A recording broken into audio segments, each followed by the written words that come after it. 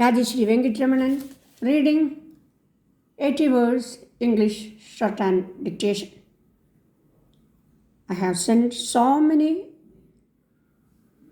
dictations. You practice very well and transcribe into English. Okay, please subscribe. We can start.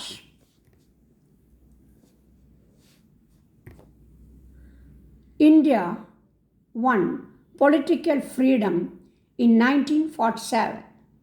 That has been an easier task than the one of administering the country in a clean way. This seems to be a more difficult task. For that, we require leadership and honest and efficient civil service. We need a disciplined military and police force. We must have industrial managers and skilled workers and good peasants. Our ordinary citizens should have civic sense and national feeling. All these things cannot be had in a day. What we attempting to do is to take some steps to build a sound administration and a stable government. We cannot say that we are satisfied with what we have done. There are things happening in different parts of our country which make us feel sad and depressed. What is necessary is a strong sense of patriotism. It is true that we had a negative kind of patriotism when we fought to get rid of the foreign rule.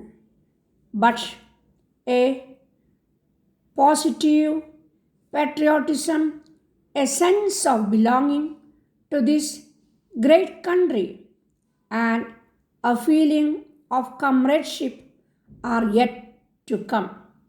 We have to build these in the minds and hearts of men. We must have an awareness of the great traditions for which this country has stood for centuries in spite of setbacks. It is our desire to have a democratic society in our country. Democracy has different sides to it.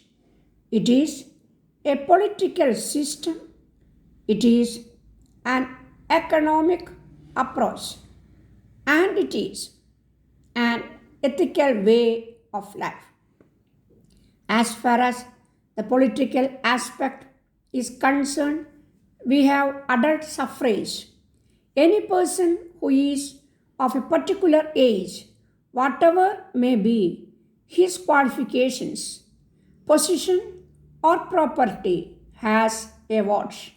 We thus affirm the equality of all human beings.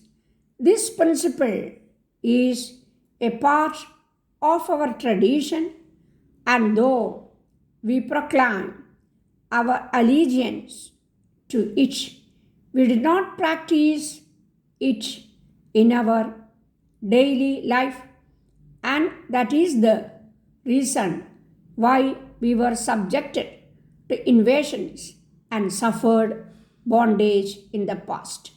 Today, political democracy cuts across the differences of class, caste, race, and religion. Whatever these differences may be, they have nothing to do with the dignity of man as man. We should respect the individual for his human nature and for his possibilities. It follows that we should enable all people to live a full and free life. We must try to bring up the hidden treasure in each person without breaking any of it. For this, certain minimum cultural and economic conditions must exist. That is why we have universal education laid down in our constitution. We often talk of a socialist society. This does not mean the regimentation of the individual.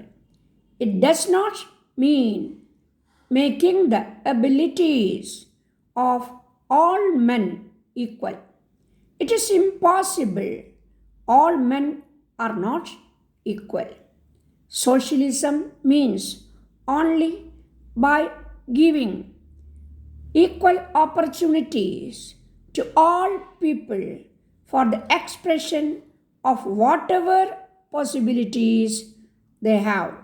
When we say that it is necessary for us to feed, clothe, and shelter all people, we are stressing what may be called the economic aspect of the democratic ideal. We wish to reduce the gaps between wealth and poverty and to raise the living standards of the common man so long as there are people in our country who do not a square meal a day and who sometimes do not have a roof over their heads.